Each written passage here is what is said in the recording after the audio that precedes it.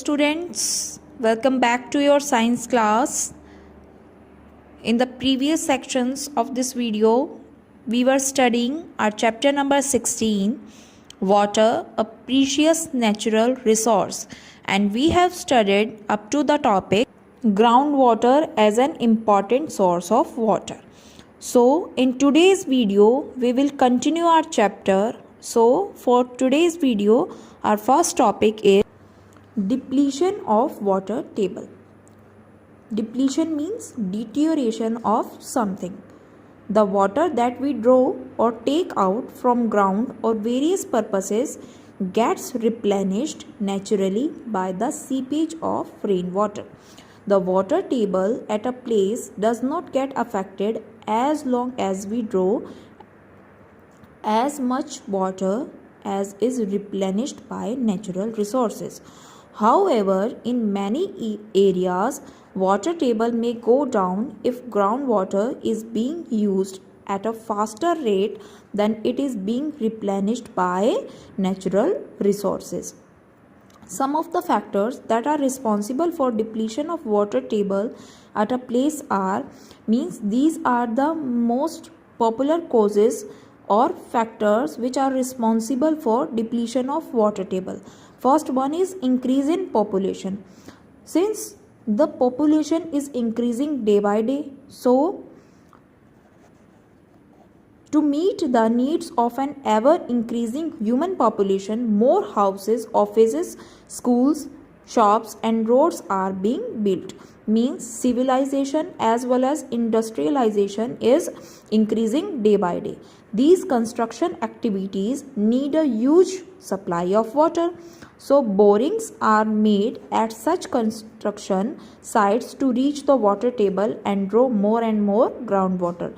This depletes the water table.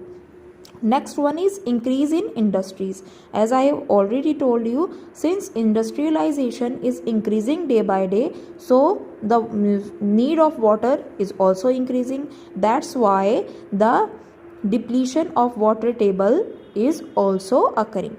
The number of industries is increasing continuously, that draws a huge quantity of water from the ground, leading to the depletion of water table. Next one is increase in agricultural activities. With increase in population, the demand for food has increased manifold. A major of farmers depend on rainwater to grow crops, but due to unpredictable rainfall, they depend on irrigation methods. Since irrigation is also the major factor for depletion of water table. Nowadays, farmers use large quantities of groundwater by digging deep tube wells to cultivate crops. This results in the depletion of water table. Next one is deforestation. What is deforestation? Cutting down of trees is known as deforestation. Cutting down a large number of trees at a place is called deforestation. As the roots of a tree binds the soil particles together, cutting down of trees make the soil loose that fails to hold sufficient quantity of moisture. Water just runs off on the ground surface. Cherrapunji, Meghalaya, one of the places that receives the highest amount of rainfall in the world, faces a shortage of water because rain runs off fast down the deforested mountain slopes. Next one is decrease in the effective area for seepage of water. The increasing demand for construction of houses, shops, offices, roads, etc. has decreased the open areas like parks, playgrounds and other open spaces. The cemented floor does not allow water to seep in the ground easily. This results in the depletion of water table. Next one is scanty rainfall. India is a vast country and rainfall is not same everywhere. Means some areas have high rainfall and some areas have very low rainfall. Some regions have excessive rains while some has very little rainfall. Excessive rains cause floods, whereas the absence of rains results in droughts. Droughts means the ground which gets dry more and more. Some regions like Rajasthan, northern Karnataka, Kutch in Gujarat and Odisha is prone to drought. On the whole, about 18% of our country is drought prone. Besides, rainfall is uneven every year. Uneven means not same every year. Sometimes the rainfall is far less than the average rainfall. Insufficient rainfall is called scanty rainfall. Now we have understood the topic of scanty rainfall. When there is scanty rainfall, less water seeps into the ground. But as more groundwater is drawn out by the people for various purposes, the water table goes down. Next topic is water management. Every year, 22nd March is celebrated as World Water Day. We celebrate this day to attract everybody's attention towards the importance of conserving water, because water needs to be conserved because population is also increasing. That's why we need more and more water for many of the purposes. There is a general consensus that for satisfying individuals' personal and domestic needs such as drinking, washing, cooking and maintaining proper hygiene, water requirement is about 50 liters per capita per day, means per person per day. We often face water scarcity during the summer season. As a result, the municipal water supply is restricted. Our wells and hand pumps get dried, resulting in water crisis.